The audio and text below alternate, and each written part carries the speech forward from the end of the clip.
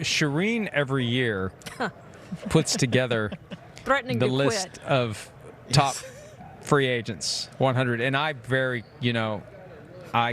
carefully comb over every single one of them, and I should pay closer attention to it, because if anything's wrong, it's always me.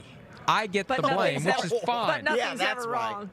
But no, but I always get the blame for everything. It's like everything I do, every story that's on the site. It's your damn website, man. I know, but the point is, heavy is the head that wears the crown. There's the curse word. Does damn count? Damn doesn't count. Yeah, when we were kids, damn counted. Yeah.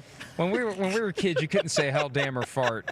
So anyway, now you can say pretty much anything you want. But great job. I've gotten some good feedback, which is good. I'll take the credit. I just don't want the blame. The part of developing thick skin after being yelled at by all the trolls and incels on social media is I just don't care. I really don't care. I'll take the blame. I'm used to it. Thank you. It rolls off my back. So I'm just glad that you do it so I don't have to. Thank you for that. It is a thankless job because, it's kind of like a microcosm of the Hall of Fame challenge where it is. You're trying to compare guys that do fundamentally different things. Mm-hmm. How do you compare quarterback to receiver to offensive line to defensive tackle to linebacker, and how do you draw those lines? I'm glad I don't have to do it. Well, quarterbacks always are higher. That's the position. You have Tyler Linderbaum at number 3, which is something because he's an interior offensive lineman, which we usually don't see that high, but he's that good to rank that high, frankly. And, Devin Lloyd, I think, linebacker, you usually don't see that high, but I think he's that good. Overall, my observation was I started going down, and then when you get in the 70s, 80s, 90s, I'm just like, there's not that many good free agents here. I don't think, talk to some scouts, talk to some GMs, and they're pretty much in agreement that this is not a great free agent class, and I think you see that if you go down and look at the list. I'm old enough to remember when Tyler Linderbaum was drafted in 2022. Remember the knock on him? Short arms. Yeah. Now, really? when you're interior offensive lineman, it doesn't matter. It doesn't matter as much. But he's been very good. He's finishing up his rookie deal. And, he's got 5 years in. And now, wait a minute. What do they have here? I'm looking at this. Did they not pick up they did not pick up his 5th-year option, right? Did they not pick up they did not. He was a first-round pick, and they didn't pick up his 5th-year option. Mm-hmm. So, and he's still number 4 on your list. Number 3. Number 3. Wow. I know they've talked about trying to get him re-signed. Yeah. And they always have a plan for everything, and they love to play the compensatory pick game. They don't mind losing a guy if it helps them get a 3rd-round pick or whatever it may be. But the reality is, and we've seen teams not pick up a 5th-year option and then tag a guy. The late Doug Martin fell into that category. The Buccaneers got backed into the corner there. But the problem with center, the tag is across the entire offensive line. And that's always bothered me. There should be a tackle tag, guard tag, center tag. Because what it means is you're rarely going to see a guard or a center get tagged because you're getting basically left tackle or right tackle money. Some right tackles make a lot of money now too. And that makes it even less likely that they would tag him. But, we see every year, not every year, but every few years, there's an interior offensive lineman that just breaks the bank. And I remember $7 million a year back when that was a big deal. But it was like this random guard or center would get this huge contract, but you build from the inside out.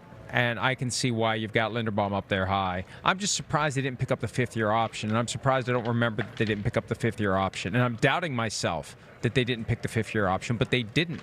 They didn't. He wouldn't be a free agent for 2026 if they had, so they didn't. Yeah. He's the guy on this list who does his job the best, who's at the age that has less warts, I guess, than anybody else to me on this list. But he's an interior offensive lineman, which is why he's not number 1. Yeah, I think that makes plenty of sense. I think what's interesting to me about this list, you were just saying, it is a weaker class of free agents. And I'm somebody who's as big of a fan of Alec Pierce as anybody, but the fact that he's number 7 on the list, I think, says a lot about the relative weakness of this free agency class as a whole. I mean, aside from George Pickens, who we don't necessarily expect to be on the open market, that's the best receiver out there. Yeah. That tells you something about the quality of receivers that I guess teams are keeping, right? Versus also what's available, and then you're going to have to look at the draft if you really want a receiver who's going to make an impact. That's where that's going to have to come from this year, or you make a trade, because this free agency class is not necessarily going to be one where it's, oh yeah, we're going to get this guy in here and he's going to really take our offense up over the top. I'm refreshing my memory and or educating myself for the first time on what happened with Tyler Linderbaum and the Ravens. The fifth-year option, because of his multiple Pro Bowl berths, would have been $23.4 million. The highest paid center is Creed Humphrey at $18 million a year. So it was just too big of a number. Too big of a number. He was too good. He was too good. So now it's $27 million for the franchise tag. So it's the same argument. Yeah. The top of the market's $18 million, and they've got no effective way to keep him from hitting the market, and he's going to get paid. He's going to get paid. One way or the other. Giants, Browns, obvious, candidates right there for Linderbaum. I mean, between Harbaugh going to New York and then Todd Monken going to Cleveland. Yeah. And the Browns certainly need offensive And the linemen. Browns have all 5 of their starting offensive linemen due to hit free agency. Oh, no. When I saw this, I was like, oh, my gosh, the Browns, all 5 offensive linemen. Like, okay. And? Yeah. I mean, You know what I really like in this free agent class, though, is the running backs. And MDS, always argues for him to be lower, but there's some really good running backs in this class. There's going to be a running back or two when the music stops. He's going to be available for like $3-4 million on a one-year deal. We're going to see another Rico Dowdle, and another Javonte Williams. Again, you got to move quickly. The negotiating period starts on March 9 at noon. Free agency officially. Yeah, it's already. It started last night. They started it even started before last. It's been going on. Like there's nobody ever gets whacked for tampering unless they are brazen and stupid about it. There's never. It's just open season.